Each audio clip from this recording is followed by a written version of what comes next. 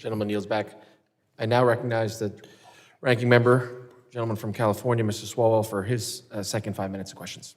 Dr. Gleason, what is the status of Lawrence Livermore's other partnerships, including its support for the National Infrastructure Simulation and Analysis Center? Those are in a similar status to our support for Cybersecurity, our work for National Risk Management Center, again, looking at infrastructure interdependencies and cascading consequences of disruption to infrastructure, has been going on for a decade. Our interagency agreement expired in March for that work. What is the risk to what you're able to see, or what you were able to see and what you don't see now as far as cyber vulnerabilities that are out there? I think one of the big things that we miss, and I want to emphasize the idea of cascading consequences. A lot of times when we're thinking about cyber attacks on critical infrastructure, the target may not be that infrastructure system itself. It may be what is supported by that infrastructure system. And when we fail to understand those interdependencies, we are opening up avenues for our adversaries to disrupt key national security capabilities. A great example of this is some of the capabilities on the territory of Guam. This is a small, very hardworking, very dedicated power company, but very under-resourced. And some of our most important capabilities for defending against a potential China invasion scenario are based in Guam.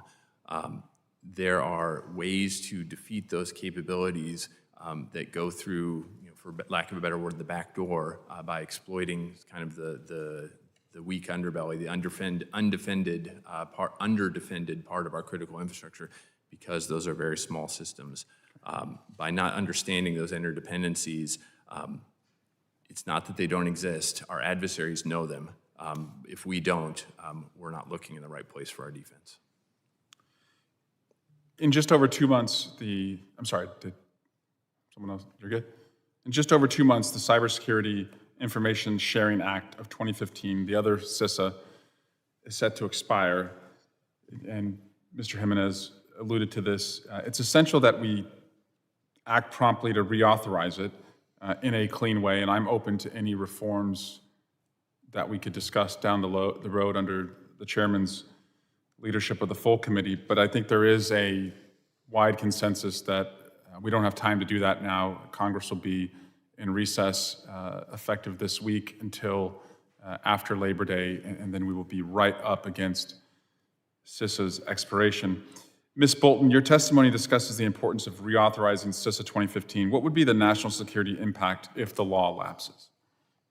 The estimates are that about 80 to 90% of information sharing would be cut off from the federal government.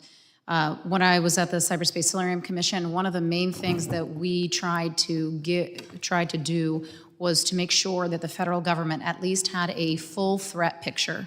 And this authority is part of that work, a significant part of that work.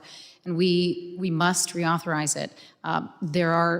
If we are about 2 years away from a contingency with China in 2027, as ODNI has said, then we have to be fully prepared. We have to be taking steps now and not just addressing, the information sharing piece. That should be a baseline. It should be a given.